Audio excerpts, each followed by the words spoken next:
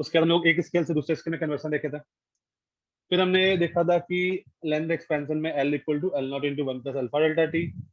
फिर विड्थ का देखा था, हाइट का भी देखा था। सिमिलरली एरिया एक्सपेंशन बात किया था और वॉल्यूम एक्सपेंशन बात किया था। I think linear expansion, area expansion और वॉल्यूम एक्सपेंशन, इन तीनों में कोई डाउट नहीं होगा किसी को। नहीं है सर। ये इजी था। उसके बाद फिर हम लोग डेंसिटी का बात किया, तो density is mass upon volume, तो मास तो चेंज करता नहीं है, तो डेंसिटी का एक्सप्रेशन भी कोई दिक्कत नहीं था, राइट। अच्छा एक क्वेश्चन करो, क्वेश्चन करो, लेट्स से ये एक लिक्विड है,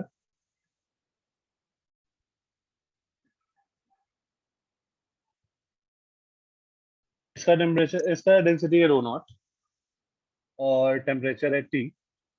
ये एक लिक्विड दूसरा, इसका डेंसिटी है ट्वाइस ऑफ रो नॉट और इसका भी टेम्परेचर है टी।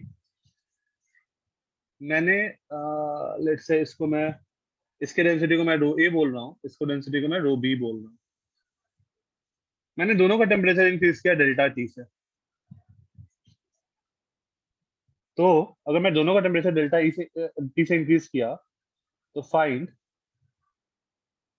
दोनों का जो एक्सपेंशन है, कोएफिशिएंट ऑफ एक्सपेंशन, इसका गामा है, इसका twice of gamma. Find mu, find the value of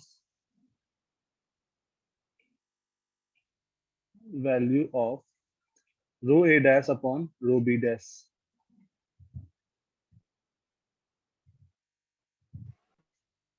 sir आपने यही क्वेश्चन दिया ना अब तक? हाँ हाँ, बस पहला ही क्वेश्चन है।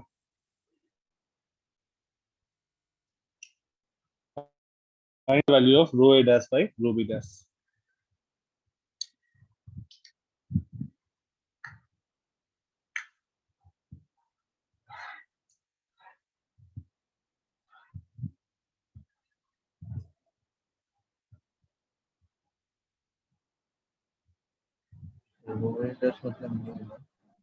New density of liquid A और rho B dash is new density of liquid B. Option A rho not into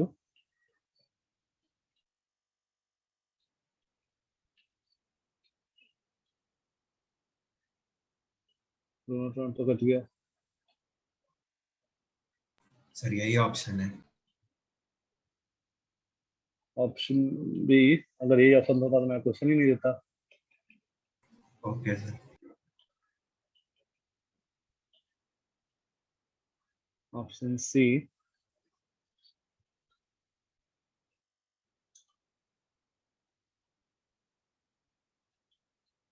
sir आपने वो लिक्विड वाटर लिया है क्या? नहीं, जरूरी नहीं है, वाटर नहीं है, वाटर के अलावा कोई और लिक्विड है। Okay sir. ऑप्शन डी, कौन सा कॉम्बिनेशन बच गया? नीचे में 2 1 माइनस गामा डेल्टा टी, एक ऊपर वाला 2 बचा है, 2 1 minus gamma delta T, 1 1 minus 2 gamma delta T. Sir question एक बार रिपीट कर दो ना। क्वेश्चन है कि दो लिक्विड है हमारे पास, एक दोनों का डेंसिटी दिया हुआ है रो नॉट और 2 rho not at temperature T. मैंने दोनों में टेम्परेचर राइज कराया डेल्टा टी का, कोएफिशिएंट ऑफ वॉल्यूम एक्सपेंशन दिया हुआ है गामा एंड 2 गामा रिस्पेक्टिवली। तो बताना है कि जो न्यू डेंसिटी होगा at temperature T plus delta T, rho A dash at T plus delta T and rho B dash at T plus delta T, इसका रेशियो क्या होगा? वो रो और रो भी कंटेनर का। नहीं नहीं नहीं, लिक्विड का, जो कंटेनर के अंदर लिक्विड है ना उसका। अच्छा हाँ ठीक है सर।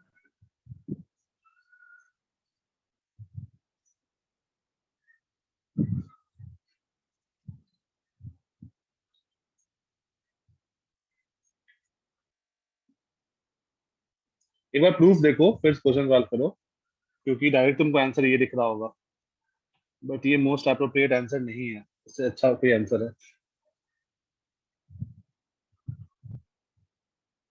सर मतलब फर्स्ट वाला भी पार्शियली करेक्ट है क्या? पार्शियली करेक्ट है, बट अगर तुम्हारा ये चारों ऑप्शन है तो फर्स्ट वाला गलत है। Okay sir. हम लोग जब सिंगल करेक्ट क्वेश्चन होता है ना, तो मोस्ट अप्रोप्रिएट आंसर टिक करता है।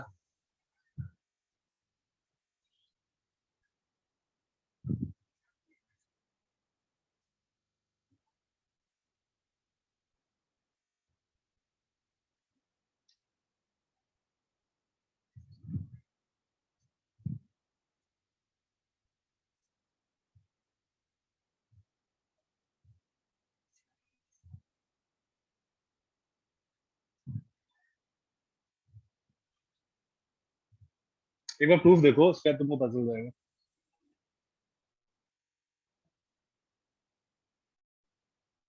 सर डेंसिटी वाला प्रूफ। ये डी हाँ। है, ऑप्शन डी है। D, yes option D, option D नहीं, sir option C. Option C सही है। कैसे? सर वही किया, volume by mass, volume by mass. हाँ, हम लोग जब किए थे डेंसिटी वाला डिराइव किए थे, तो याद करो क्या किया था। Density is mass upon volume, that is mass upon M not upon V not into 1 plus gamma delta T, और इसको लिखा था rho not upon 1 plus gamma delta T. और फिर देखो यहाँ पर हमने अप्रोक्सीमेशन लगाया था, फिर हमने अप्रोक्सीमेशन लगा के इसको बाइनोमियली एक्सपेंड किया था, राइट? हाँ सर। तो यहाँ पर हम लोग अगर अप्रोक्सीमेशन नहीं लगाए तो भी तो कोई दिक्कत नहीं है, हाँ सर। राइट?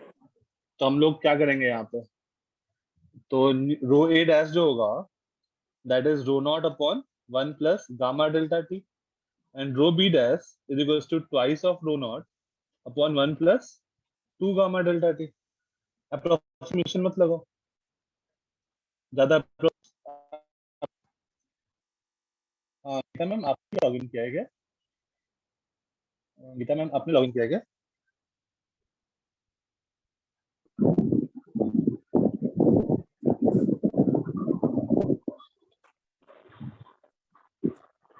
गीता मैम आपने लॉगिन किया है जील पनवेल से?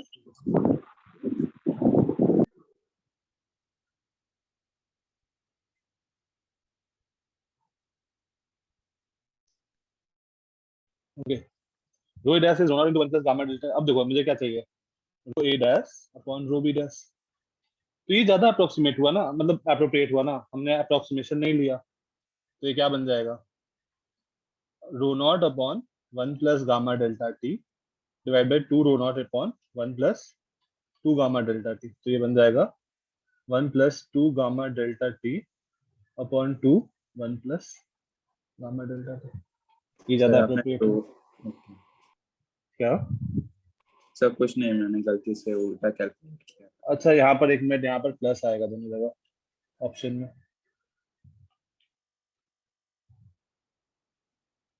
सर आप फिर इसका माइनस आंसर नहीं एक होगा। बार फिर से एक्सप्लेन कर सकते हो क्या? हाँ ठीक है, ओके। जो हमें पता है rho A dash is rho not upon 1 plus gamma delta T, right? Yes ये सर। वाला फॉर्मूला। हाँ sir. Similarly rho B dash is 2 twice of rho not upon 1 plus 2 gamma delta T. Sir तो वो जो दूसरा वाला था, जो फर्स्ट ऑप्शन था, वो करेक्ट क्यों नहीं है? इसका क्या रीजन है? हाँ, अब देखो तुम्हारे पास ये वाला जो ऑप्शन है जिसमें दोनों में ये वाला है, ये वाला और ये वाले में, मतलब अगर तुम देखो तो ऑप्शन ए भी करेक्ट है, बट तुमको जब सिंगल करेक्ट होता है ना तो मोस्ट अप्रोप्रिएट चुनना होता है, तो ये सर ज्यादा अप्रोप्रिएट। हाँ, सर अगर मल्टीपल करेक्ट होता है तो ए और सी दोनों होते हैं ना? मल्टीपल करेक्ट नहीं होगा इस क्वेश्चन में, वही फिर वो मल्टीपल करेक्ट आर्ग्यू नहीं कर रहेगा। सकते, क्वेश्चन गलत नहीं। हाँ, तो ये वाला जो ऑप्शन है ना, अभी हमने अप्रोक्सीमेशन नहीं लिया, बाइनोमियल नहीं लगाया, तो ये ज्यादा अप्रोप्रिएट हुआ, right? Okay sir, yes sir. ठीक है, तो हमें ज्यादा अप्रोप्रिएट ऑप्शन सेलेक्ट करना है। सर सॉल्व करते वक्त वही करना है। हाँ, सॉल्व करते वक्त तुम अगर सॉल्व करते वक्त अगर तुमसे पूछ रहा है तो अगर ये वाला ऑप्शन है डिवाइड वाला, तो तुम वो डिवाइड वाला ले लो, ज्यादा बेटर आंसर आएगा। लेकिन अगर तुमको वैल्यू चाहिए तो अब तुम उसको 1 माइनस कर दो तो अप्रोक्सीमेटली सेम आंसर आ जाएगा, राइट? यस। ओके, इसके बाद हमने देखा था coefficient of apparent expansion. Density के बाद वो देखा था, आई थिंक उसमें कोई दिक्कत नहीं होगा। अच्छा, उसमें देखना था थोड़ा सा ना, उसमें हमने क्या बोला था, कोएफिशिएंट ऑफ एपरेंट एक्सपेंशन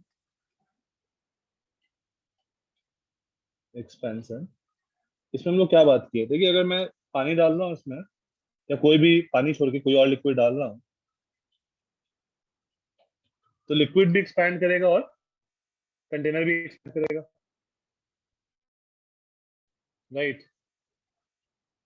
तो इनिशियल वॉल्यूम वी नॉट मान लिया, तो कंटेनर का वॉल्यूम ने लिखा था V not into 1 plus gamma container delta T, और वॉल्यूम ऑफ लिक्विड लिखा था V nought into 1 plus gamma liquid into delta T.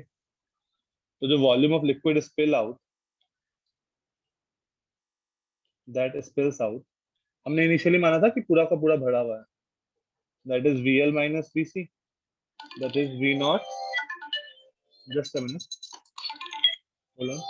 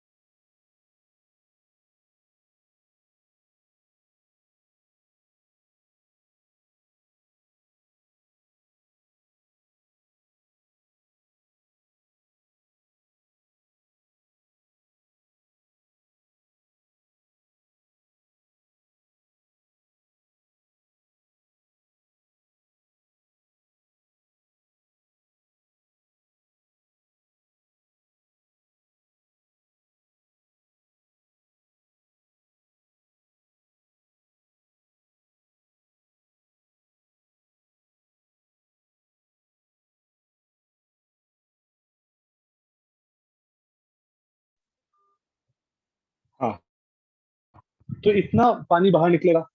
और जो हम लोग देखे थे ना, फॉर्मूला क्या था, V equals to V nought into 1 plus gamma delta T. तो अगर मान लो कंटेनर एक्सपैंड नहीं करता तो कितना पानी बाहर गिरता? अगर कंटेनर एक्सपैंड नहीं करता तो volume of liquid that would have spilled out, V naught into gamma delta T. that would have spilled out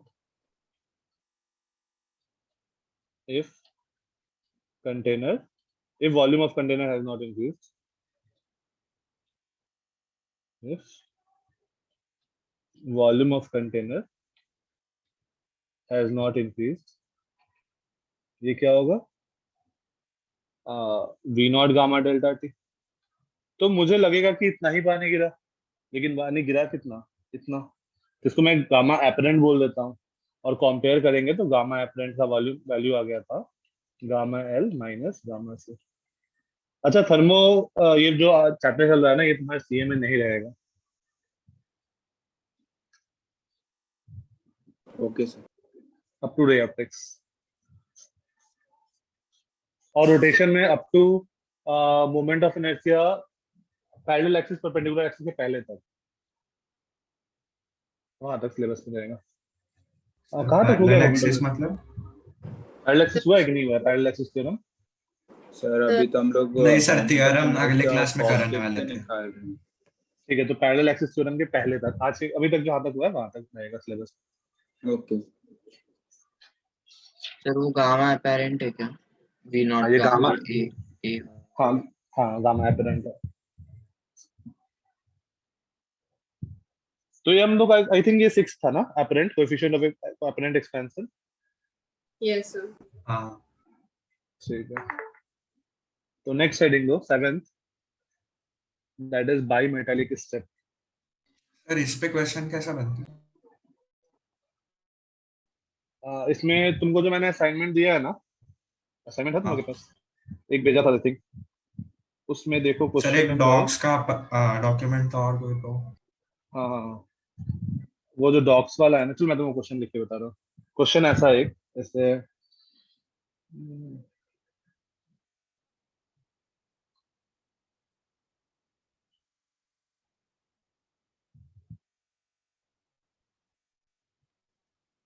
जो आपने क्वेश्चन दे, मान लो ऐसा, ये एक कंटेनर है, इस कंटेनर का coefficient of linear expansion of container is, let's say, 10 to the power minus 5 units, and इसमें लिक्विड भरा हुआ है, and gamma of liquid is, let's say, gamma of liquid is 4 into 10 to the power minus 5 units. Find the coefficient of coefficient of apparent expansion.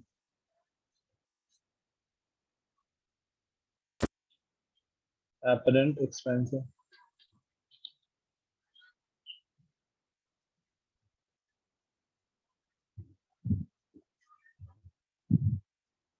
सिर्फ 10⁻⁻5 होगा। 10⁻⁻5 होगा। Okay,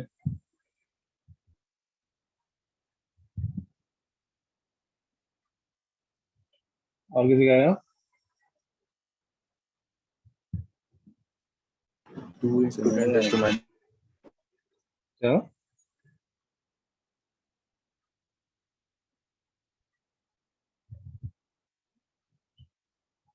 हाँ sir 10⁻⁻4। हाँ 10⁻⁻4। ठीक है, तो हमारे पास क्या आ जाएगा? गामा एपरेंट इज, तो यहाँ पर तुमको बस वैल्यू दे देगा। Gamma apparent is gamma of liquid minus gamma of container. Gamma of liquid is 4 into 10 to the power minus 5 minus gamma of is 3 types of alpha. 3 types of alpha gamma container. तो ये क्या आ जाएगा? 10 to the power minus 5 units. अच्छा, gamma का unit क्या होगा?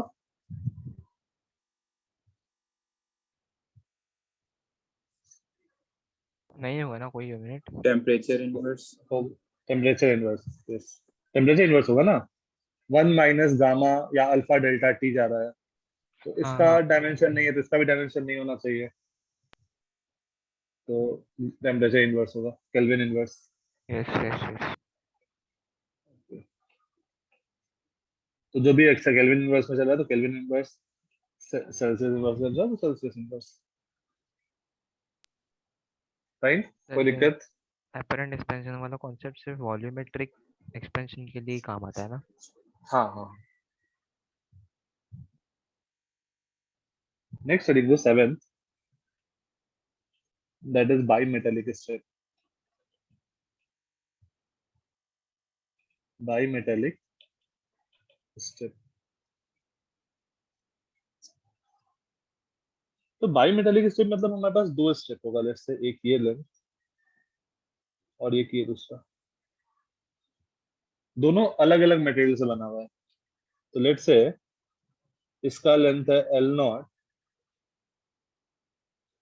इसका coefficient of linear expansion alpha 1, इसका coefficient of linear expansion alpha 2, दोनों अलग अलग का है। Let's say alpha 1 is greater then alpha 2, दो केस लेता है, and second is alpha 2 is greater then alpha 1। अब अगर हम लोग टेम्परेचर इंक्रीज करें तो क्या होगा? पहले तो सोचो, एज्यूम करना है कि ये वाला जो एंड है ना, ये हिंज है, मतलब ये दोनों हमेशा साथ में रहेगा। यहाँ पे तुमने फेविकॉल से चिपका दिया है दोनों को। तो अगर alpha 1 is greater then alpha 2 और मैंने टेम्परेचर इंक्रीज किया तो क्या होगा? सर वो बल्ज करेगा ऊपर की तरफ। बल्ज करेगा ऊपर की तरफ, मतलब जो ऊपर वाला है उसका लेंथ बढ़ेगा और नीचे वाले का लेंथ उतना नहीं बढ़ेगा कम बढ़ेगा। कंपैरेटिवली, तो वो कुछ इस टाइप का बेंड कर जाएगा। दोनों साइड से स्ट्रेन दिया तो क्या? दोनों साइड से स्ट्रेन दिया है। नहीं, टेम्परेचर इंक्रीज कराया है। अच्छा, टेम्परेचर इंक्रीज कर रहा है। हाँ, तो टेम्परेचर इंक्रीज कराया तो ये कुछ इस टाइप का बन जाएगा। और सेकंड वाले केस में कैसा बनेगा? उसका उल्टा मिरर ऐसे बल्ज कर दो देगा। उसको। उसका उल्टा। ऐसा नीचे क्यों से हुआ है? बढ़ क्योंकि जाएगा। हाँ, तो ये कुछ ऐसा बनेगा।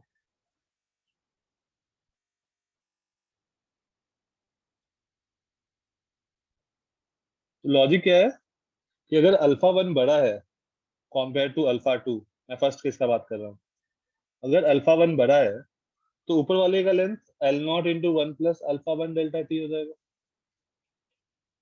और नीचे वाले का length L0 into 1 plus alpha 2 delta T हुआ। अब अगर अल्फा 1 बड़ा है तो ऊपर वाले का लेंथ बड़ा हो जाएगा और नीचे वाले का लेंथ कम रहेगा। ये तभी हो सकता है जब वो ऊपर की ओर बेंड करे, and same in the opposite case,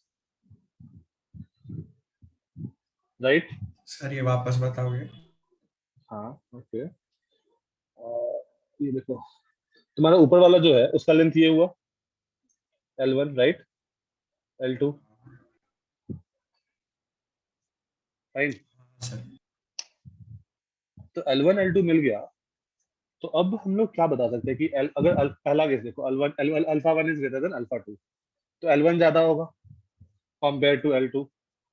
हाँ तो वो तभी हो सकता है ना जब वो बाहर की ओर बल्ज आउट करे ऊपर की तरफ, हाँ सर समझा राइट। ये समझा L1 है, ये लेंथ, तो L1 ज्यादा होना चाहिए कंपेयर टू L2।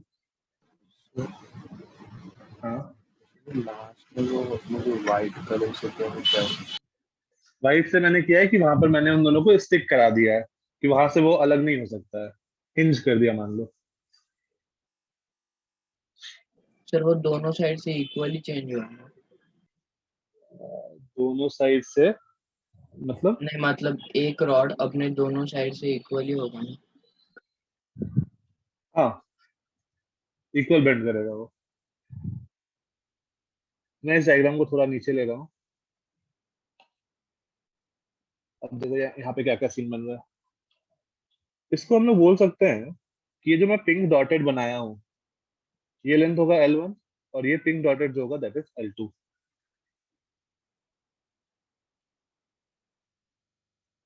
ये एक सर्कुलर आर्क जैसा होगा। Let's say this angle is theta, this angle is theta, और इस लेंथ को R मान लेते हैं। यहाँ से यहाँ तक के लेंथ को मैं R मान लेता हूँ। और दोनों जो रॉड है, दोनों जो रॉड है उन दोनों का थिकनेस, लेट्स से इसका थिकनेस में डेल्टा और इसका भी थिकनेस में डेल्टा मान लो। तो L2 L1 को मैं क्या लिख सकता हूँ, L1 is R plus delta by two into theta, and L2 is R minus delta by two into theta. Yes और नो?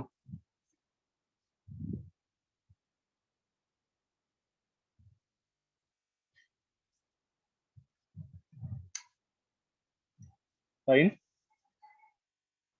डेल्टा बाय टू क्यों?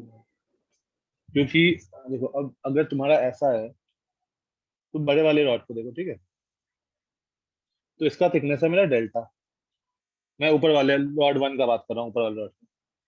तो जो L1 लेंथ होगा वो मैं अप्रोक्सीमेटली इसका मिड पॉइंट लूंगा ना, क्योंकि ये लेंथ ज्यादा होगा कंपेयर टू नीचे वाला लेंथ, राइट। अच्छा, एवरेज तो मैं, तो ये मैं ले लिया delta by to length. Fine.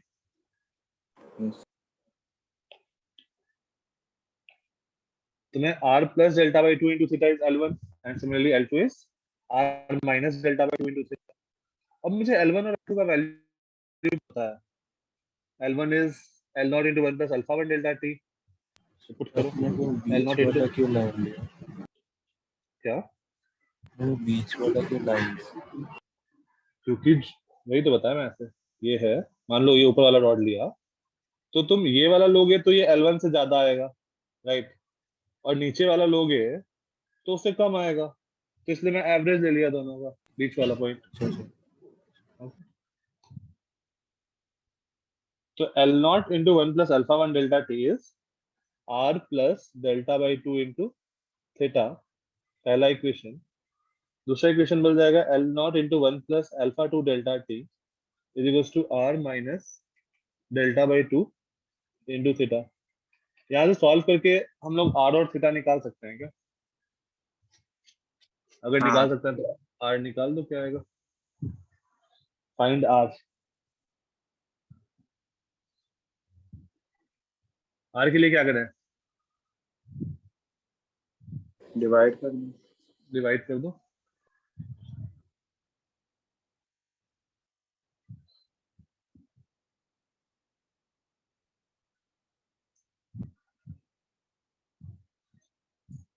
Delta known है,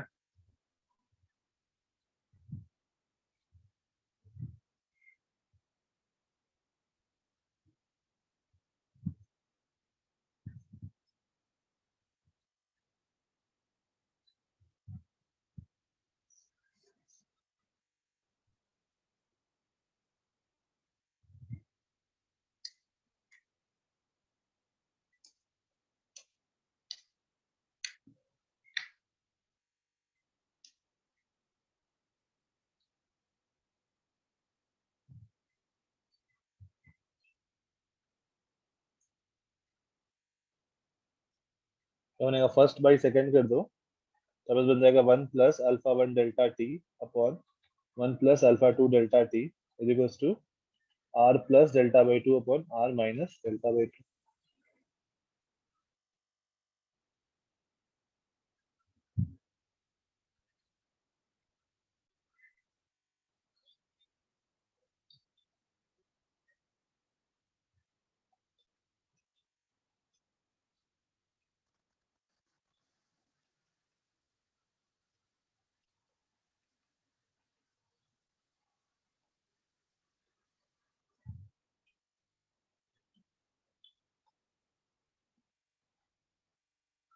plus delta by 2 alpha 2 delta T, यहाँ से ये R R gets sir cancel. Component और डिविडेंड में लगा सकते हैं।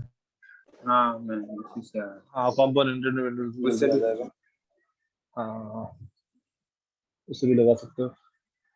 तो यहाँ से हमें आर चाहिए ना, तब तो कर दिया पहले पहले कर सकते हो, ठीक है। तो आर यहाँ पे है, और कौन से टर्म में आर है? आर एक और टर्म छूट गया ना अपना, नेक्स्ट टर्म यहाँ पे भी आर है, ओके।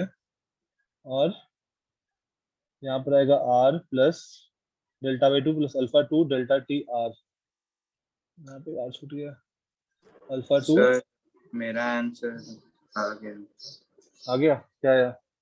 फिर 2 plus alpha 1 plus alpha 2 upon alpha 1 minus alpha 2 whole into minus delta by 2। ठीक है, तो यहाँ से एक बार सिंप्लीफाई कर लो तो क्या आ रहा है, यहाँ पर भी एक आर है, तो इन तीनों आर को, तीन आर कैसे आ रहा है, यहाँ पे आर नहीं है, delta by 2 alpha 1 R delta T, तो इन दोनों आर वाले टर्म को एक साथ लिख दो, तो R alpha 1 minus alpha 2 into delta T is equals to delta by 2 plus delta by 2 that is delta plus delta by 2 alpha 1 plus alpha 2 into delta T, right.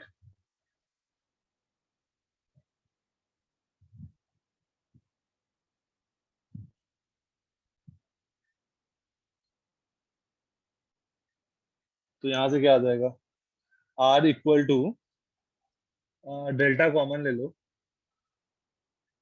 तो ये बच जाएगा 1 plus 1 by 2 alpha 1 plus alpha 2 delta T upon alpha 1 minus alpha 2 times of delta T.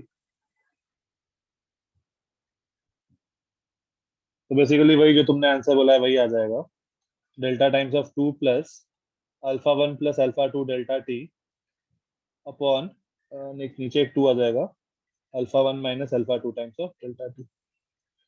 अब यहाँ पे कुछ approximation कर सकते हैं क्या?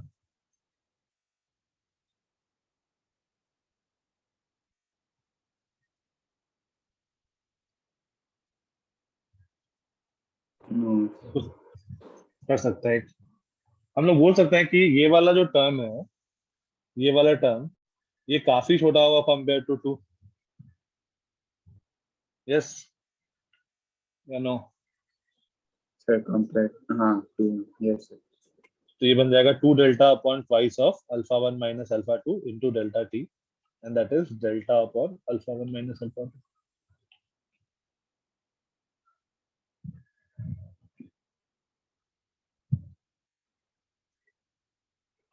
और एक बार हम लोग का आर मिल गया तो फिर थीटा भी मिल जाएगा, थीटा भी बता सकते हैं, या फिर एक काम कर सकते हैं, अगर मुझे थीटा आर का फॉर्मूला नहीं याद है, थीटा निकालना होगा तो क्या करते हैं, फर्स्ट माइनस 2 1 माइनस 2 कर दो, तो आर आर कैंसिल आउट हो जाएगा, तो वो थीटा निकल जाएगा।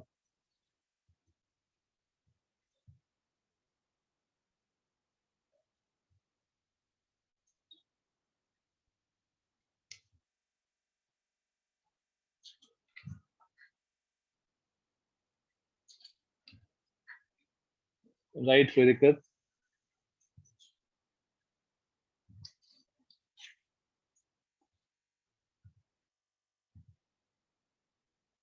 सर हमने अप्रोक्सीमेशंस क्या किए?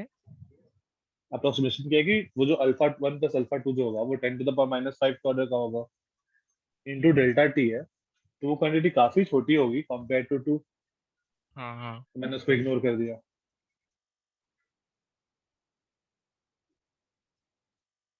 ठीक है।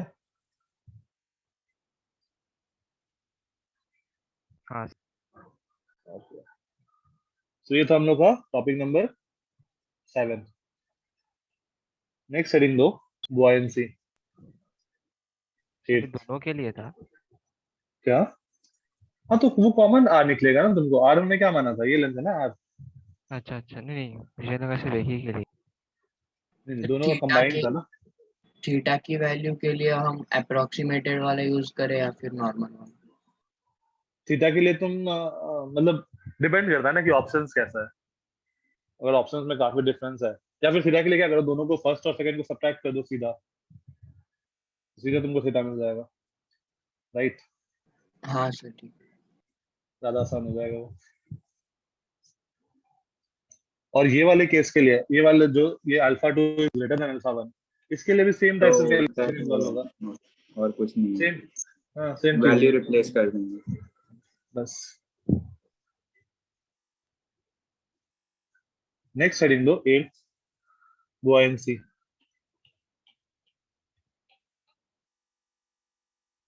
बुआयंसी आई थिंक क्लास 9 में था ना। हाँ सर। एक डेफिनेशन कीजिए। मेरे पास तो बुआयंट फोर्स कितना होता है? weight of volume displaced। Weight of volume, weight of liquid displaced. हाँ, weight of liquid displaced। Buoyant force is weight of is equal to weight of liquid displaced. तो मैं पहले तुम लोग को बुआयंसी पढ़ा देता हूं थोड़ा बहुत, फिर उसका एप्लीकेशन करता हूं, क्योंकि बुआयंसी तुम लोग को पूरा डिटेल्स में नहीं पता। तो फॉर एग्जांपल ये कंटेनर है, इसमें लिक्विड है, इसमें एक सब्सटेंस सबमर्ज है। तो इसके दो वॉल्यूम होंगे। लेट्स से ये जो सब ये अंदर वाला पार्ट है, इसको मैं VS से रिप्रेजेंट कर रहा हूँ। VS is submerged volume, submerged volume. इसका total volume is VT। VT में मान रहा हूँ टोटल वॉल्यूम, टोटल वॉल्यूम। इसका डेंसिटी मैं रो L मान रहा हूँ। Rho L is density of liquid, liquid. इसका डेंसिटी मैं रो S मान रहा हूँ। रो S इज, लेट्स से ये एक स्फीयर है या कोई भी ऑब्जेक्ट है, तो density of object, density of object या स्फीयर। तो लेट्स से मैं रो O मान लेता हूँ इसको, ऑब्जेक्ट।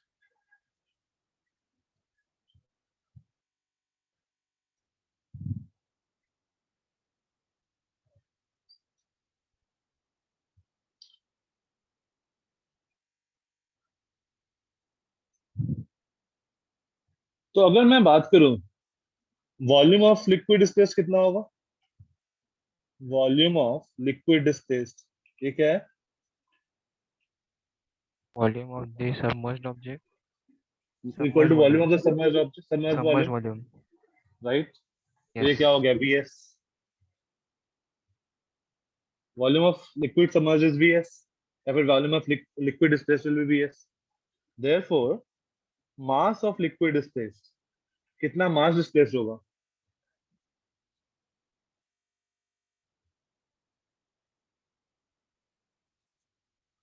उतना ही। वॉल्यूम, वॉल्यूम और मास इक्वल कैसे होगा? नहीं नहीं नहीं, डेंसिटी सर वो डेंसिटी पे अपॉन डिपेंड। वॉल्यूम। डेंसिटी पे डिपेंड कर रहा है। कौन सा, रो L या rho S? Rho S. Rho L. Rho L mass of liquid displaced है, तो हाँ लिक्विड का डेंसिटी तो रो L है ना। Yes sir. तो mass of liquid displaced will be rho L into VS। हाँ हाँ हाँ। और and this implies weight of liquid displaced क्या होगा?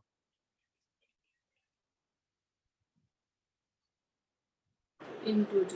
इन into G, rho L into VS into G। और वेट ऑफ लिक्विड डिस्प्लेस्ड क्या होता है? Buoyant force. पॉइंट। तो हमें क्या मिल गया बुआयंट फोर्स का वैल्यू? बुआयंट फोर्स को मैं FB से रिप्रेजेंट करूंगा, that is rho L into VS into G। तो ये कुछ नोट करना है इसमें तो नोट कर लो पहले, फिर आगे चलते हैं।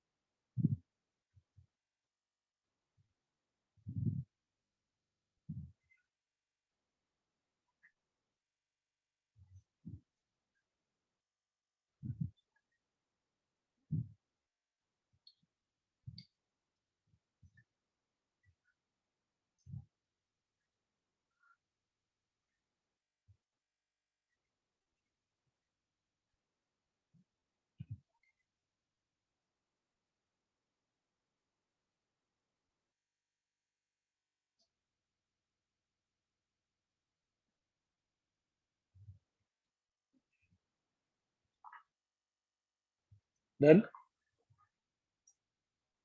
अच्छा, अब दो तीन चीज होता है कि ऑब्जेक्ट विल सिंक। ऑब्जेक्ट कब सिंक करता है, ऑब्जेक्ट कब फ्लोट करता है? ऑब्जेक्ट विल सिंक इफ, या फिर एक चीज और लिख लो, तो बॉयंट फोर्स इतना है, और कौन सा फोर्स इस ऑब्जेक्ट पे लग रहा होगा? mg। mg तो वेट ऑफ ऑब्जेक्ट क्या है? वेट ऑफ ऑब्जेक्ट ये क्या rho s होगा? vtg rho S V T G. तो अगर मैं उस ऑब्जेक्ट को देखूं तो उस ऑब्जेक्ट पे दो फोर्स लग रहा है, एक force due to gravity and एक force due to buoyancy, right? And depending on the force due to gravity and force due to buoyancy, वो कितना पार्ट लिक्विड के अंदर रहेगा वो डिसाइड होता है। तो अगर मुझे डिसाइड करना है, मान लो अगर केस 1, अगर लिक्विड का डेंसिटी ज्यादा है compare to the substance, object, object का ओ माना ना, ऑब्जेक्ट का क्या माना है? ओ, rho s में ओ माना ना, डेंसिटी ऑफ ऑब्जेक्ट को Yes, ओ yes. माना है, ठीक है? तो अगर मेरा rho L is greater than rho होगा तो ऑब्जेक्ट फ्लोट करेगा या सिंक करेगा? लोड करेगा। फ्लोट करेगा। जिसका डेंसिटी ज्यादा होता है वो नीचे रहता है, तो object will float, object will float. यहाँ पर थोड़ा स्पेस छोड़ना, थोड़ा सा, object will float. And case 2, अगर रो एल कम हुआ तो क्या होगा? सिंक होगा। Object will sink, object will sink. तो सिंक वाले में तो मुझे कोई दिक्कत ही नहीं है कि ये मेरा लिक्विड है तो ऑब्जेक्ट नीचे आ जाएगा, राइट? अगर हाँ rho not is greater than rho L हुआ तो। लेकिन फ्लोट वाले में क्या होगा?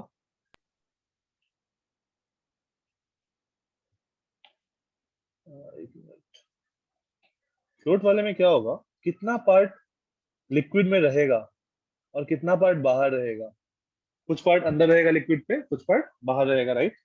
अगर फ्लोट कर रहा होगा तो हम लोग बता सकते हैं कि कितना पार्ट बाहर रहेगा। जैसे मान लो ये है, तो ये मैं वीएस माना था, तो अगर मेरा mg वाला फोर्स और buoyancy फोर्स अगर इक्वेट हो गया, मतलब submerge volume into density of liquid into G, ये buoyancy फोर्स है, buoyant फोर्स, और v total into rho not into G, ये ग्रेविटी वाला फोर्स। अगर ये दोनों इक्वल हो गया तो ऑब्जेक्ट विल फ्लोट।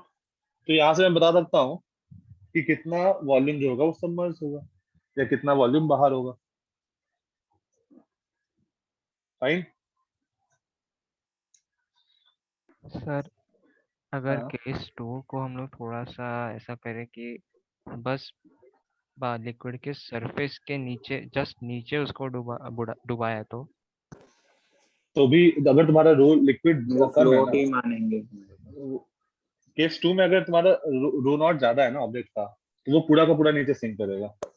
हाँ, क्योंकि फोर्स और सेम इक्वल हुआ तो अगर इक्वल हुआ तो जब जो तुम केस बोल रहे हो ना जस्ट कि below the just water level. वो वाला होगा, अगर दोनों का डेंसिटी सेम हुआ तो। हाँ ठीक ठीक है। है सर।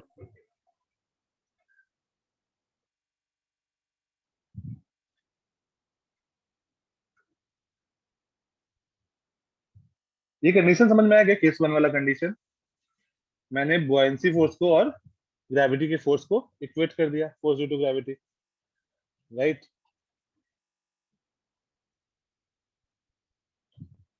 क्योंकि तभी वो इक्विलिब्रियम में रहेगा जब नेट फोर्स उस पर जीरो रहेगा। इस चीज ये समझ में आया कि नहीं समझ में आया? क्योंकि इस पे हमें क्वेश्चन करना है। सर लेकिन उसका मतलब क्या बन रहा है कि वो पूरा सबमर्ज हुआ है या नहीं? नहीं, पूरा नहीं समझ रहा है, वो फ्लोट कर रहा है। कुछ पार्ट ऊपर है, कुछ पार्ट अंदर है। अंदर वाले को मैं तो वॉल्यूम कुछ को पार्ट वीएस माना, ऊपर को कैसे कंसीडर किया? कुछ पार्ट ऊपर को नहीं कंसिडर किया। जो पार्ट अंदर है वीएस, उसके कारण बस बुआयंसी लगेगा। हाँ तो बुआयंसी कितना लगेगा? VS into rho liquid into G, right? Yes. और वो बुआयंसी किसको बैलेंस कर रहा होगा? mg को। mg क्या होगा, total volume into density of object, जो उसका मास ऑफ ऑब्जेक्ट आ गया इनटू जी। सर तो Vs ऐसे ही निकल जाएगा। हाँ तो वहां से हमें vs निकल जाएगा। तुमको रो एल पता होगा, vt पता होगा, रो नॉट पता होगा, तो तुमको यहाँ से vs निकल जाएगा, कितना वॉल्यूम सबमर्ज्ड है।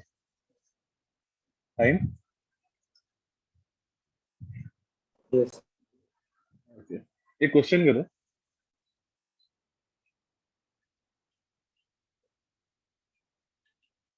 Density of ice is 900 kg per meter cube and density of liquid is 1000 kg per meter cube।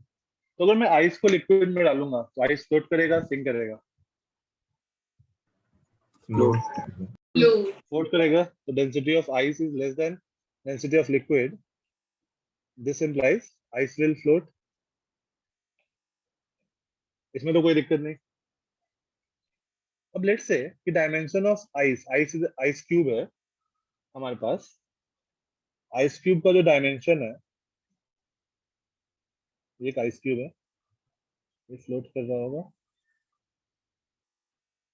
Cube का डायमेंशन है 10 centimetre cross 10 centimetre cross 10 centimetre.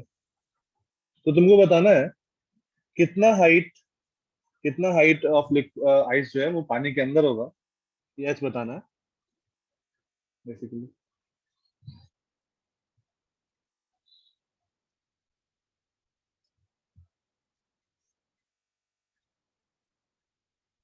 Find H.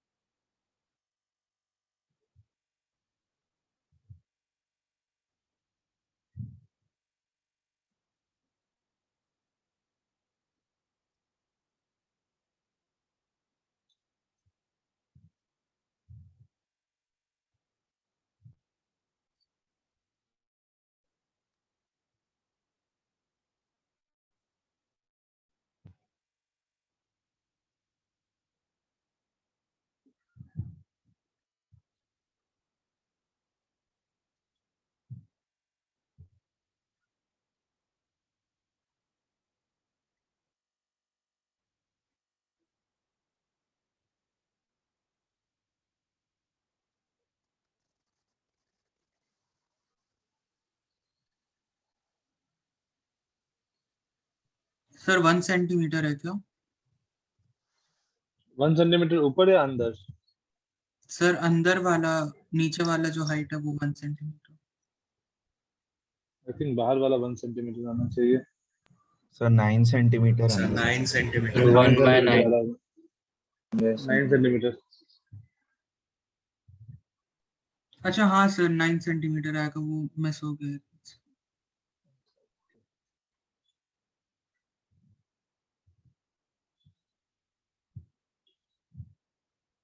ठीक है, तो यहाँ पे हम लोग क्या लिखेंगे? वॉल्यूम ऑफ लिक्विड डिस्प्लेस्ड कितना है?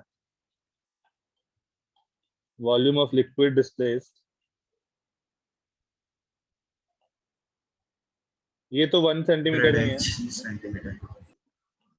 हाँ तो 1 into H centimetre sir 10 centimetre है। Sir 10 centimetre.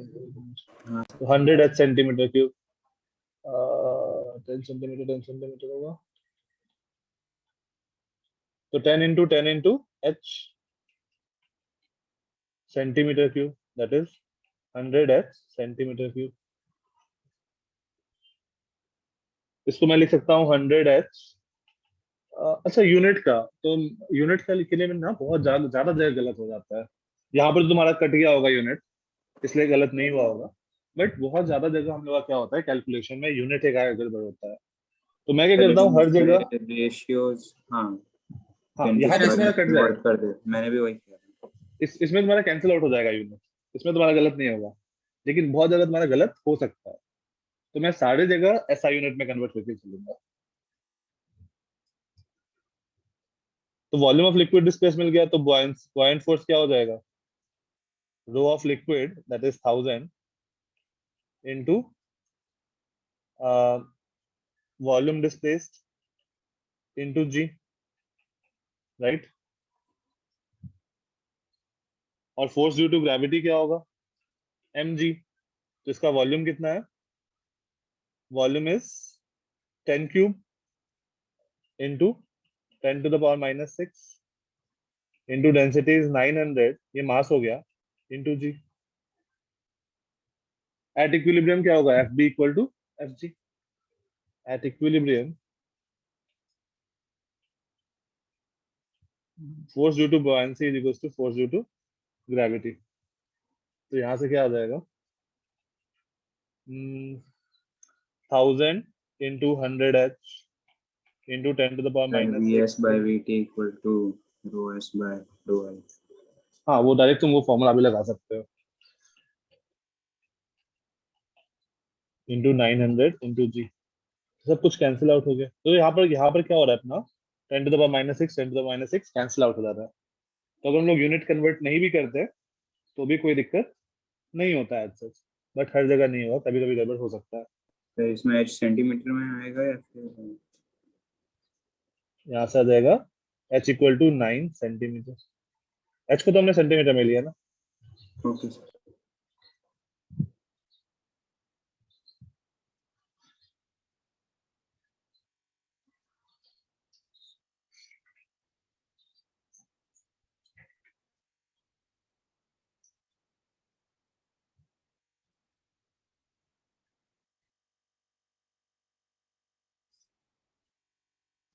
डन, कोई दिक्कत?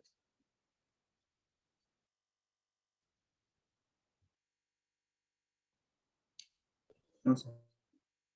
ठीक है.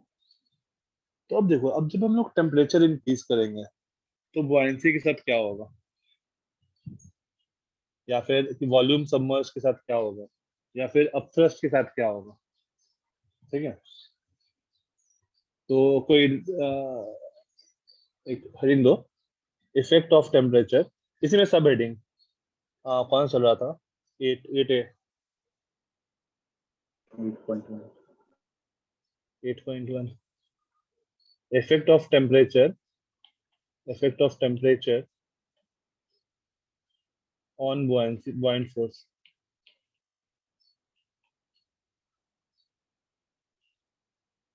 तो buoyant force क्या था? buoyant force was volume submerged Rho l g. into rho l into g. तो अब क्या करेंगे हम लोग यहाँ पर? सर वॉल्यूम इंक्रीज होगा. एक काम कर रहे हैं, एक्सप्रेशन लिख देंगे वो टेम्परेचर इंक्रीज के बाद. एक मिनट यहाँ पर हम लोग एक काम कर रहे हैं. अभी जो हम लोग डिराइव कर रहे हैं ना, वो एज्यूम कर रहे हैं कि ये पूरा का पूरा सिंक है. ठीक है. क्योंकि वीएस और वीटी दो अलग अलग टर्म आ जाएगा, उसको अवॉइड करने के लिए एज्यूम कर रहे हैं पूरा का पूरा सिंक है, और जब फ्लोट करेगा तो उसके लिए हम लोग अलग देखेंगे. तो अभी हम लोग क्या लिख सकते हैं? buoyant force is equals to rho l into v total into g, right? Sir buoyant force कम भी हो सकता है ना, तो भी सिंक ही करेगा ना. buoyant force कम भी हो सकता है मतलब?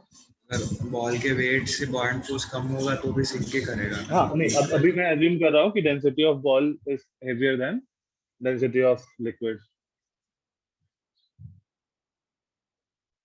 अभी मैं पूरा का पूरा सिंक वाला केस एज्यूम कर रहा हूँ. ठीक है. अब मैं टेम्परेचर बढ़ाया तो रो एल के साथ क्या होगा? Rho L will be rho L upon 1 plus gamma delta T, right? किसका gamma? Gamma of liquid. VT के साथ क्या होगा? तो इसमें बाइनोमियल नहीं लगा है. नहीं, बाइनोमियल नहीं लगा. जब हम लोग प्रूफ करेंगे तो बाइनोमियल नहीं लगाएंगे. Okay. 1 plus gamma, let's say ये मेरा ऑब्जेक्ट है, तो मैं gamma of object into delta T बोल देता हूँ. Gamma of object into delta T बोल देता हूँ, और इनटू जी. तो ये मेरा न्यू बुआयंट फोर्स आ जाएगा.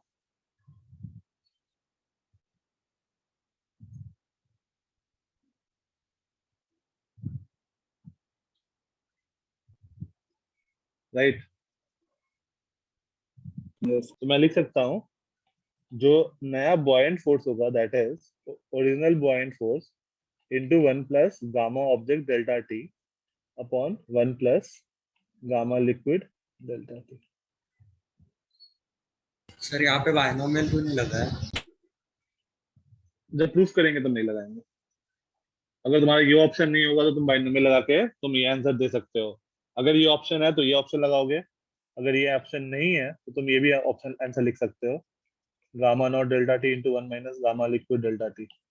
लेकिन अगर ये है तो ये मोस्ट अप्रोप्रिएट है, क्योंकि जब हम लोग बाइनोमियल लगाते हैं तो वहां पर एक अप्रोक्सीमेशन होता है, राइट? हाँ सर। हाँ हम लोग मोस्ट अप्रोप्रिएट ऑप्शन पे जाएंगे।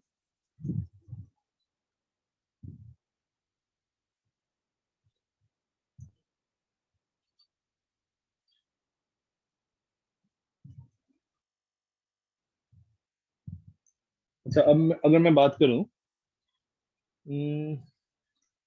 Case 1,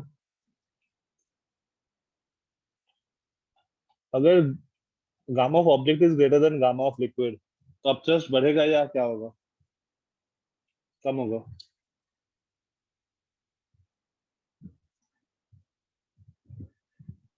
sir buoyant force increase होएगा। F dash will be, F B dash will be greater than F B, तो बॉयंट फोर्स क्या होगा? इंक्रीज करेगा, राइट?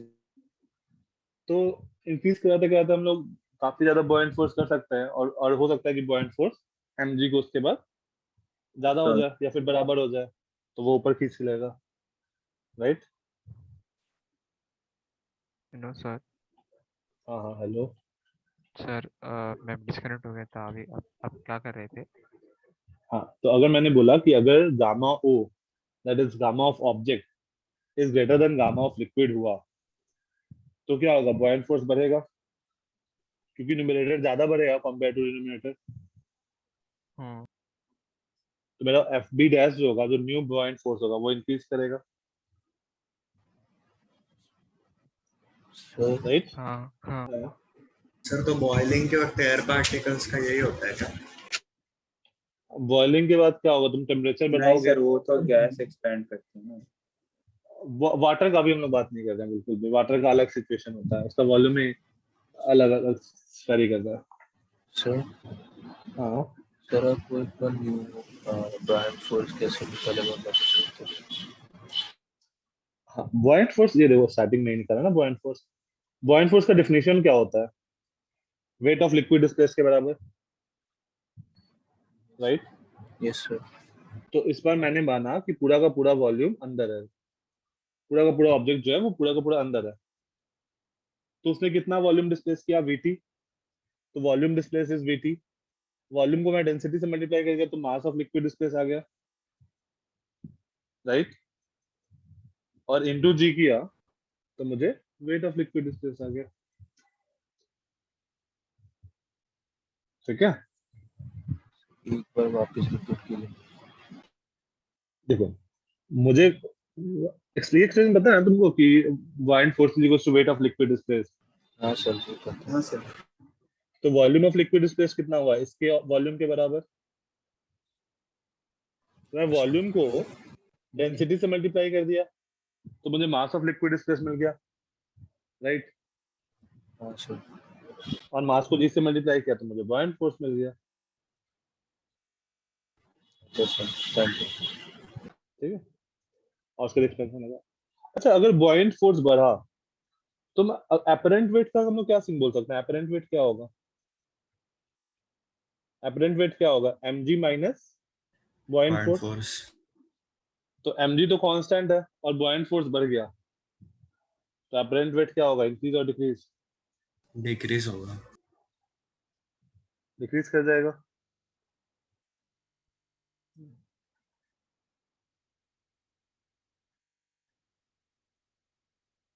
सही है?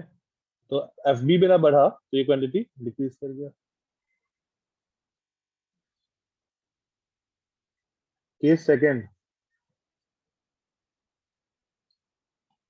केस सेकंड, अगर gamma of object is less then gamma of liquid हुआ तो क्या होगा बॉयंट फोर्स के लिए? इंक्रीज या डिक्रीज? डिक्रीज होगा। डिक्रीज होगा, गामा ओ कम है, तो F B dash is less than F initial buoyancy. और अपरेंट वेट क्या? Apparent weight is M G minus buoyancy. ये भी क्या होगा? ये इंक्रीज हो जाएगा।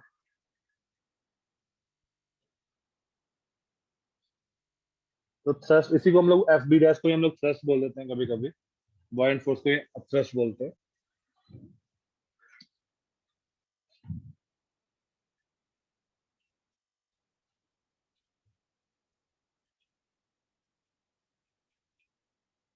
Buoyant force is also known as upthrust. Known as upthrust.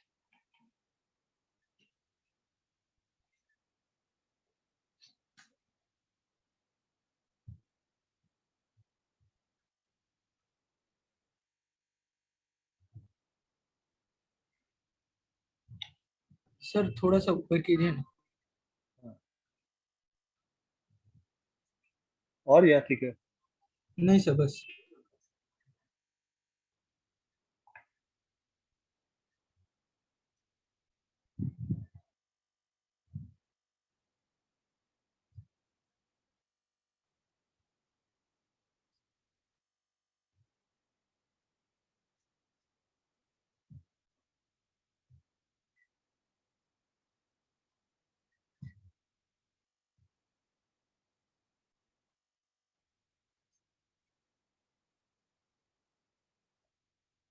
Done sir.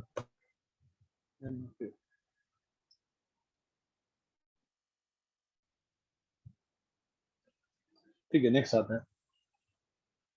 अब एक सिचुएशन है, अभी हम लोग क्या किए कि मेरा पूरा का पूरा ऑब्जेक्ट सबमर्ज है, उस टाइम का हम बात किए 8.2।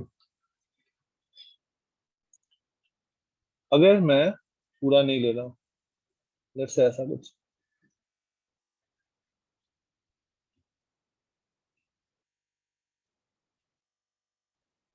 तो 8.2 इज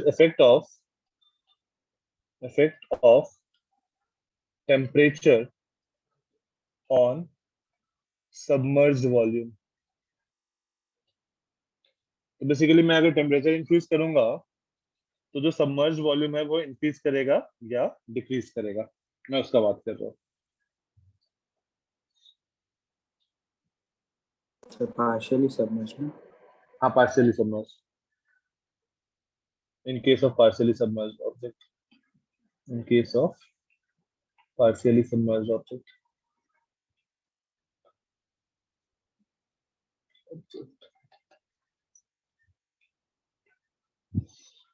क्या लग रहा है? अभी हम लोग इक्विलिब्रियम के लिए क्या लिखे थे?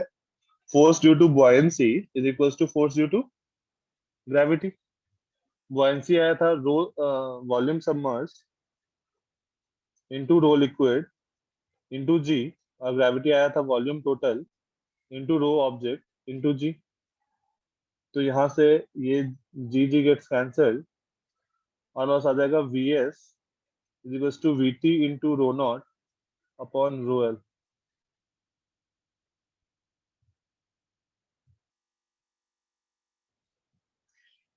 क्या लगता है टेम्परेचर बढ़ाएंगे तो क्या होगा?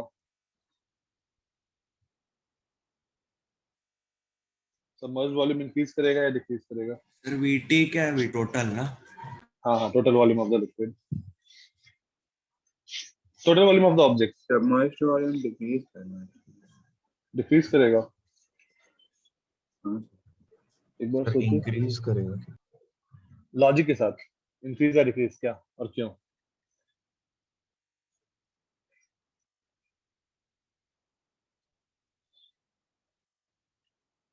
सर ये भी रो ऑफ ऑब्जेक्ट और रो एल पे डिपेंड करेगा। चलो एक मिनट में उसको बताता हूँ। जैसे टेम्परेचर को अगर मैं इंक्रीज कर रहा हूँ तो वीटी के साथ क्या होगा? वॉल्यूम ऑफ ऑब्जेक्ट इंक्रीज करेगा डिक्रीज करेगा? Increase. Increase. Increase. Density of object? Decrease. Decrease. Assume है कि वो लिक्विड वाटर नहीं है, तो रो ऑफ लिक्विड डिक्रीज। अब सोचो वीएस क्या होगा, इंक्रीज या डिक्रीज?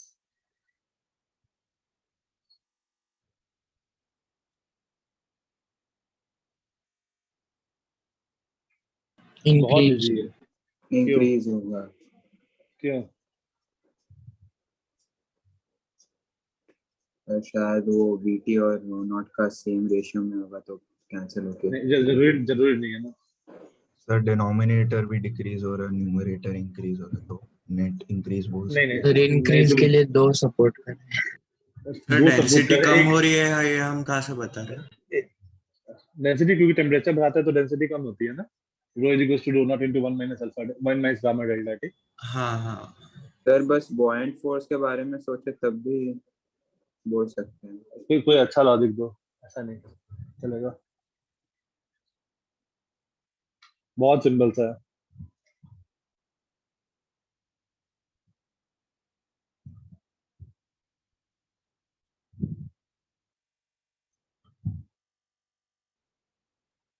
सर जो डेंसिटी दोनों की डिक्रीज होंगे उनका रेशियो अप्रोक्सीमेटली 1 के इक्वल ही होगा, तो फिर हम क्यों उसे क्यों क्यों क्यों गामा दिया है क्या तुमको? दोनों का सेम है।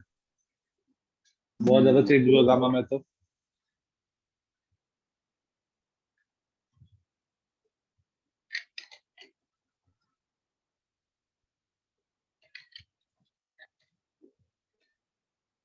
ध्यान से देखो, कुछ दिख रहा होगा।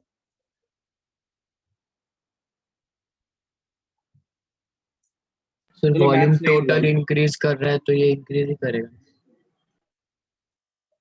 नहीं, ऐसा नहीं बोल सकता है। मान लो रो रो नॉट रो जो रो वो है वो बहुत ज्यादा घट गया और रो एल थोड़ा सा ही घटा और वीटी थोड़ा सा ही बढ़ा। हाँ तो सर हो रहा है तो कुछ रो बोल ही नहीं सकते। ज्यादा ही होगा ना। कुछ बोल सकता है कि नहीं बोल सकता है? नहीं बोल समझ सकते। वाले बोल सकते हैं। ये टर्म देखो क्या लिखा हुआ है। क्या ये sir mass of VT the में जो ऑब्जेक्ट चेंज है? रहेगा और डेंसिटी में चेंज रहेगा वो कैंसिल आउट हो जाएगा, क्योंकि वो 1 नहीं प्लस गामा इंटू नहीं नहीं, डेल्टा नहीं। टी रहेगा। गामा सेम नहीं है ना। कहाँ दिया हाँ गामा? हाँ तो सर सही बोल रहे थे ना, कांस्टेंट होगा। हाँ, तो वीटी इंटू रो नॉट क्या होगा? कांस्टेंट होगा, that is mass of the object के बराबर, राइट। और मास तो चेंज करता नहीं है टेम्परेचर से, तो न्यूमरेटर वाला क्वांटिटी जो है दैट इज कांस्टेंट, राइट। तो और हाँ डिनोमिनेटर क्या हो रहा है? सर डिक्रीज कर रहा है तो डिक्रीज। इसलिए इंक्रीज होगा। तो सबमर्ज वॉल्यूम क्या होगा? इंक्रीज करेगा, राइट। यस सर, मैं वही कह रहा था कि चेंज जो है वो कैंसिल आउट हो जाएगा, क्योंकि वीटी में लॉजिक लॉजिक लॉजिक नहीं लेकिन था कुछ। मास हम लोग को क्लिक किया ही नहीं ना। मास हाँ क्लिक किया ही नहीं, ऐसा क्यों बोल सकते हो कि कैंसिल आउट हो जाएगा? मास क्लिक होना चाहिए। एग्जैक्टली।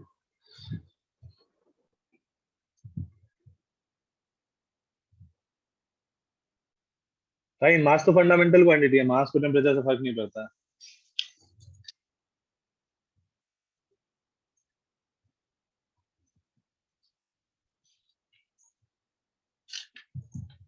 राइट। तो ऐसा कुछ कुछ कंपेयर करने के तुमको बोल सकता है, राइट। नेक्स्ट हेडिंग दो, 9।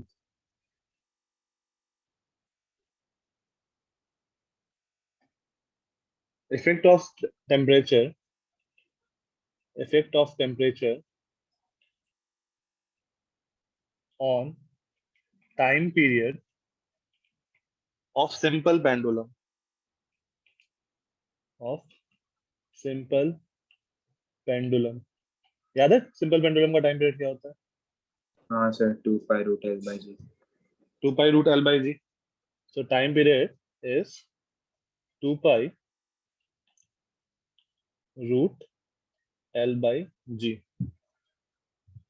तो अगर मैं टेम्परेचर इंक्रीज किया तो 2π तो कांस्टेंट है, g भी कांस्टेंट है, फर्क किसको पड़ेगा? L को। L को। तो new t dash will be 2π, let's say L नॉट बोल देते हैं, L नॉट into 1 plus alpha delta t by g। L increase कर जाएगा विद इंक्रीज इन टेम्परेचर। तो अगर मैं t डैश अपॉन t देखूं तो ये बन जाएगा under root L nought upon g 1 plus alpha delta t upon under root L nought upon g ये L नॉट अपॉन जी भी कैंसिल आउट हो जाएगा। सर ये टाइम पीरियड कहाँ से आया था? कौन सा टाइम पीरियड? ये पेंडुलम ये वाला ये याद कर लो तुम लोगों को नेक्स्ट चैप्टर जो डायमेंशनल है ना। फॉर्मूला से हाँ डायमेंशन फॉर्मूला से वहां से था, वैसे हम लोग डिराइव भी करेंगे रोटेशन के बाद जो नेक्स्ट चैप्टर है ना। वेव में भी है ना। हाँ रोटेशन के बाद जो नेक्स्ट चैप्टर होगा SHM, उसमें ये फॉर्मूला हम लोग डिराइव करेंगे, अभी के लिए याद कर लो।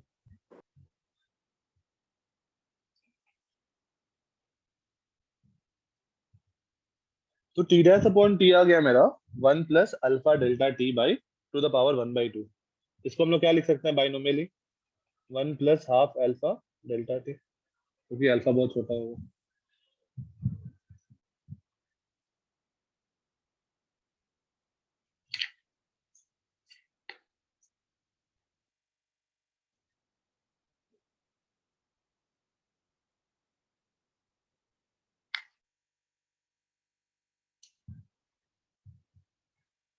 राइट, कोई दिक्कत?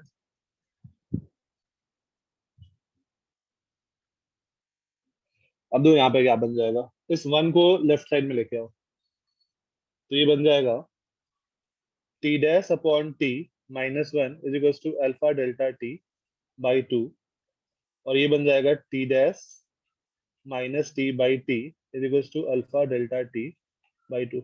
ये क्वांटिटी को हम लोग क्या बोल सकते हैं?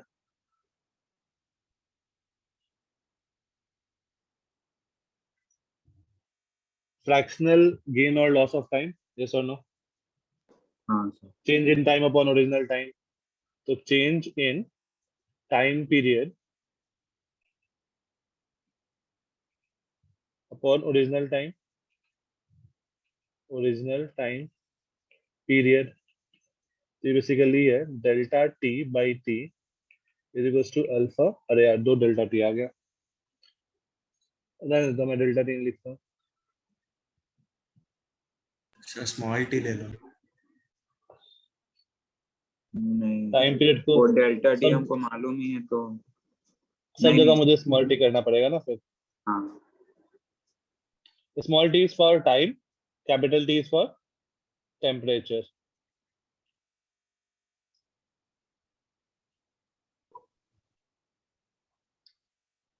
ये बन जाएगा delta T upon T is equal to alpha delta T by 2।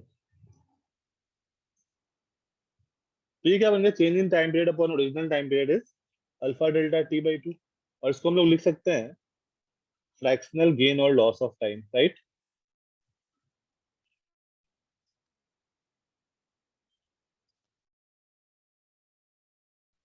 Fractional gain और लॉस, अब मैं बताऊंगा थोड़ी देर में कि गेन कब होगा और लॉस कब होगा। फ्रैक्शनल गेन और loss of time equals to alpha delta T by 2। एक बार नोट करो और फिर समझ लो कि क्या क्या चल रहा है, क्या चल रहा है।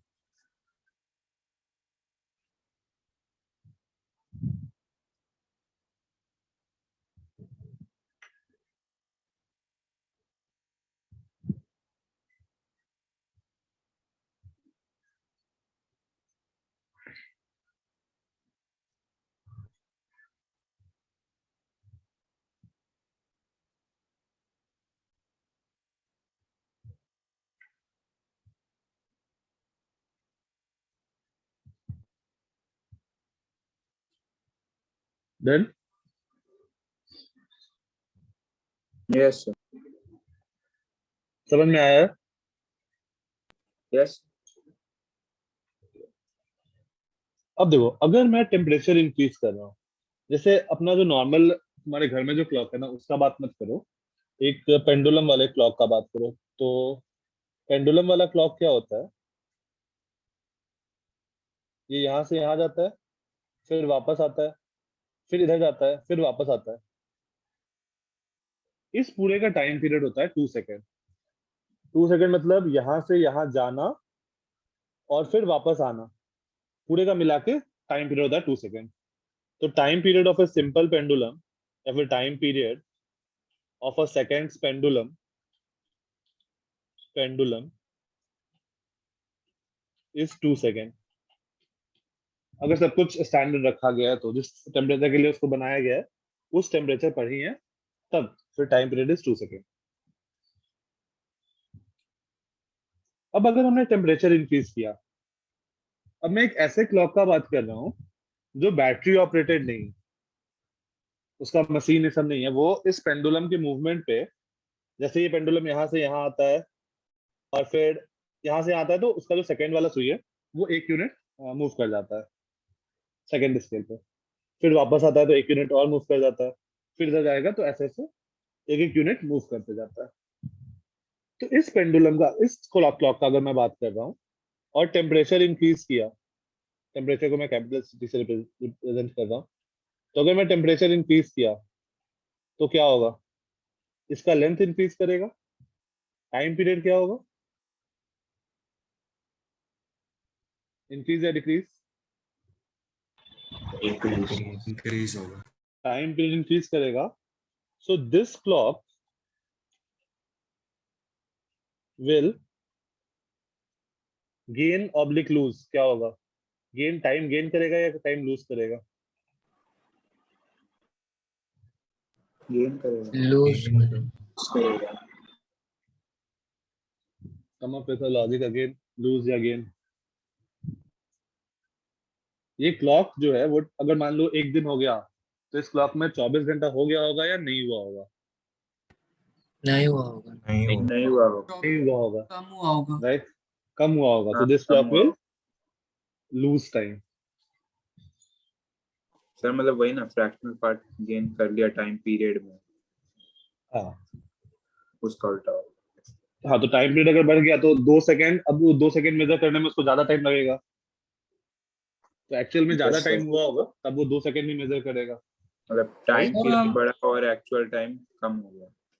हाँ, एक्चुअल टाइम ज्यादा होगा, टाइम पीरियड ज्यादा हो गया, मतलब 2 यूनिट इसको घसकने में 2 सेकंड से ज्यादा लगेगा। हाँ, ठीक है, तो अगर मान लो रियल टाइम में 2.01 सेकंड हुआ, तो इसमें 2 मतलब सेकंड ही रियल दिखाएगा। टाइम कम आएगा वो।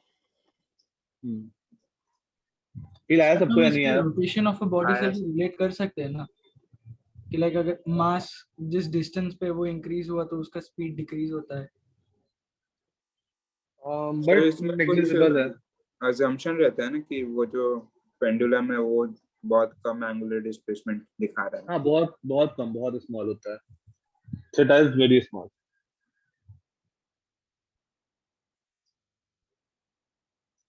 और वही अगर मैं टेम्परेचर डिक्रीज करूंगा तो क्या होगा, लेंथ डिक्रीज करेगा, टाइम पीरियड डिक्रीज करेगा, इस time period basically time period decrease करेगा, and this clock will gain time.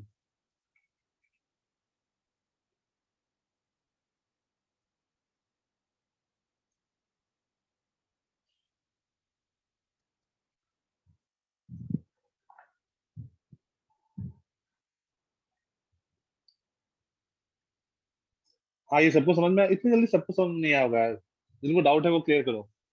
सबको समझ में आया, बढ़ेगा, लूज होगा या गेन करेगा? सर कोई और एग्जांपल दीजिए। सर गेन टाइम मतलब वो घड़ी जो है वो टाइम ज्यादा दिखाएगी और लूज मतलब कम टाइम दिखाएगी। मतलब नहीं सर नहीं आप कह रहे हो कि नहीं, कोई भी घड़ी कोल्डर मतलब लोकेशंस मान में लो 8 बजने चाहिए थे तो वो 8:05 दिखा रहा है, गेन कर लिया एक मिनट एक उसने, मिनट एक ऐसा। मिनट रुक मतलब जा, ऐसे कोल्डर लोकेशंस में घड़ी ज्यादा टाइम दिखाएगी, ऐसा कह रहे हो? हाँ, अगर तुम उस घड़ी को लेके जाओगे तो रुको मैं दिखा रहा हूँ, पहला मैं ऊपर वाला केस देख रहा हूँ, ठीक है। तो मैंने लेट से 12 बजे कैलिब्रेट किया, 12 बजे सारा सुई इधर है, 12 बजे कैलिब्रेट किया। अब क्लॉक विल लूज टाइम का क्या मतलब है कि आफ्टर 12 आवर्स ये जो सुई होगी वो कहीं इधर रहेगी, थोड़ा पीछे रहेगी, तो इसने टाइम लूज कर दिया। अच्छा, एक्चुअल टाइम से कम दिखा रहा है। हाँ हाँ, एक्चुअल टाइम से कम दिखा रहा ओके सर, है, ठीक है। समझ गया। हाँ, और अगर मैं सेकंड वाले केस का बात करूं तो आफ्टर 12 आवर्स ये आगे हो जाएगा, ये ज्यादा टाइम दिखाएगा। 12 o'clock पे कैलिब्रेट किया था तो ये आफ्टर 12 आवर्स 12 ओ क्लॉक से थोड़ा आगे दिखाएगा, बिल्कुल थोड़ा सा आगे दिखाएगा, बहुत फ्रैक्शनल चेंज होता है।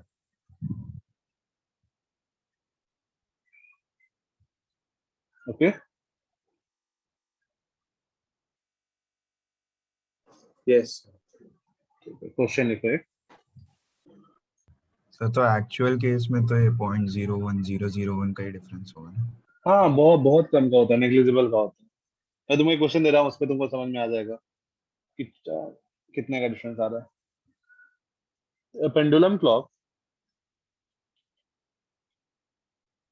a pendulum clock consists of an iron rod connected to a small heavy bob, connected to a small heavy bob, Bob वो छोटा सा जो इसको बोलते हैं बॉब, ये होता है Bob, connected to a small heavy bob. It is designed to keep correct time at 20 degrees Celsius.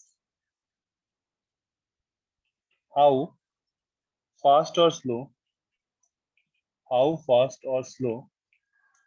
will it go in 24 hours? Will it go in 24 hours at 40 degrees Celsius? Coefficient of linear expansion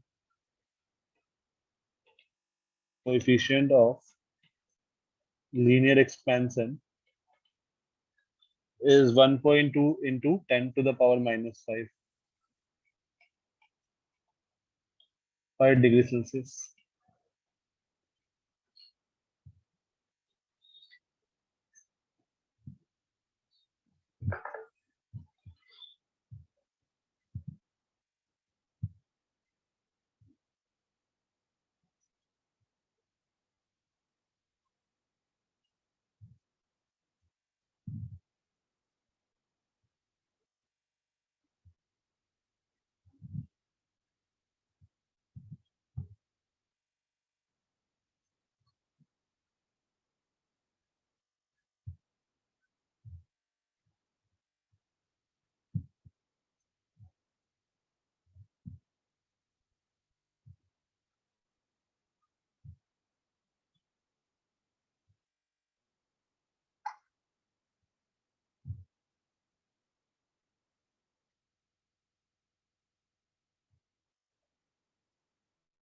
But 24 into 10 raised to minus 5 hours. नहीं sir 12 into 10 raised to minus 5. 28.8 10 raised to minus 5. मतलब किस में तुम our में बता रहे हो, second में बता रहे हो? आवर में सेकंड में कन्वर्ट करके देखो क्या आता है।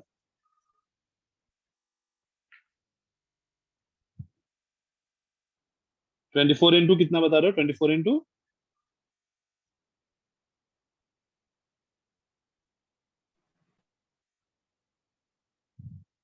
हेलो, हाँ हेलो, आंसर क्या बता रहे हो? 24 into 10 to the power minus 5. 24 नहीं 24 माइनस 5 नहीं आएगा, 1.2 का यूज ही नहीं हुआ। 1 कहाँ है 1.2? कहाँ है? सर into 20 हो गया उसका। हाँ सर, पर उसको एक मिनट उससे डिवाइड भी तो करना है। हाँ तो सर वो अब 2 कैंसिल हो जाएगा। तो 24 इंटू 1.2 आया होगा ना। एक मिनट रुको, तुम्हारा बना होगा delta T by T, fractional gain और loss of time is alpha delta T by 2। तो delta T by time period क्या होगा? 2 सेकेंड। मैंने गलत फॉर्मूला लगाया। तो ये आ जाएगा alpha into delta T by 10 raised to power minus 5. फिर से बोलना क्या? 24 into 288 into 10 raised to power minus 5. हाँ सर मेरे पास आंसर जो दिया हुआ है, वो दिया है 24 into 1.2 into 10 to the power minus 4. 4 हाँ सर वही है अच्छा आंसर। हाँ सर वही है। इसी को सिंपलीफाई करके आंसर आता है 288 into 10 raised to power minus 5। Okay ठीक है ठीक है। तो मैं फ्रैक्शनल लॉस ऑफ टाइम मुझे इतना मिलेगा alpha delta T by 2, that is 1.2 into 10 to the power minus 5 into delta T by 2, fractional loss of time. मतलब हर सेकंड में ये हर सेकंड इतना लॉस करेगा। ठीक है, तो ये आ गया 10, ये आ गया 1.2 into 10 to the power minus 5। तो पर सेकंड ये इतना टाइम लॉस करेगा, fractional loss of time, right? Sir 12 into 10 to the power minus 5 होगा ना? in 24 hours में। -4 कर दो 1। हाँ, तो एक सेकंड में इतना लॉस हो रहा है। तो टाइम गेन और लॉस इन 1 आवर, गेन और लॉस इन 24 आवर्स, ये क्या हो जाएगा 24 into मतलब 86400 basically 86400 into 1.2 into 10 to the power minus 4 seconds। तो इसमें आपने हाउ फास्ट और स्लो बोला था ना, तो रिलेटिव हाँ। नहीं बताना था क्या? बस तो गेन तुमको और लॉस। बताना है, तुमको बताना है कि गेन होगा कि लॉस होगा। सर उसमें क्या आपने होगा? क्वेश्चन फास्ट और स्लो। हाँ, तो अभी मैं इसके बाद बताऊंगा कि यहाँ पर गेन होगा या लॉस होगा। हम लोग टेम्परेचर इंक्रीज किए हैं तो क्या होगा, clock will lose time. Length और लूज। हाँ, लेंथ बढ़ेगा, टाइम विल लूज करेगा। तो इसको सॉल्व करके दो, कितना आ रहा है एक बार 8.64 into 1.2, 8.64 into 1.2, ये आ रहा है 10.368 10.368 सेकेंड्स। तो एक घंटे में कितना टाइम लूज किया वो? सर एक दिन में हाँ, एक दिन में, सॉरी एक दिन 24 आवर्स में इतना टाइम लूज किया। तो ज्यादा कंसिडरेबल 10 सेकेंड तुम्हारा कंसिडरेबल है। अगर तुम लॉन्ग टाइम के लिए देखो वो क्लॉक, तो बहुत ज्यादा लॉस होते जाएगा। एक दिन में उतना कुछ फर्क नहीं पड़ेगा। सर हाँ सर उधर टाइम पीरियड 2 है तो वो जो 1.2 सर इसमें ऐसा जो कुछ -4 है रिलेटिवली वो 1 से कितना फास्ट जा रहा है क्लॉक? एक मिनट एक ही करके यार। हाँ, कितना फास्ट और स्लो? Hello sir. हाँ हाँ हेलो। हाँ सर, इसमें पूछते हैं अगर रिलेटिवली कितना फास्ट जा रहा है तो रिलेटिवली कितना फास्ट गया, तो 10.368 बाई 24 आवर्स। 24 आवर्स को तुम सेकंड में कन्वर्ट कर दो, कितना स्लो जा रहा है। हाँ, दूसरा क्वेश्चन क्या था? इसमें आपने टाइम पीरियड 2 सेकंड लिया तो वो 1.2 10 to minus 14 सॉरी 4 नहीं, ये बेसिकली मेरा क्या है, फ्रैक्शनल गेन और loss of time, right? Fractional gain और लॉस ऑफ टाइम। मैंने डेल्टा टी निकाला ही नहीं।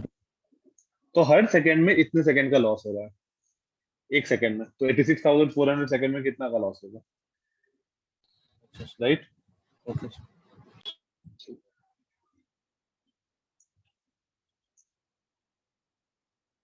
सर आपने तो कोई दूसरा आंसर बोला था ना 24 into 1.2 into 10 raised to power minus 4 होगा। उसको सिंपलीफाई वही है ना, ये 24 आवर्स को मैंने 86,400 सेकंड लिख दिया। Okay sir. हाँ हाँ हाँ सर, हाँ सर। ठीक, 86,400 तो कॉमन रहता है, वो तो याद रहेगा।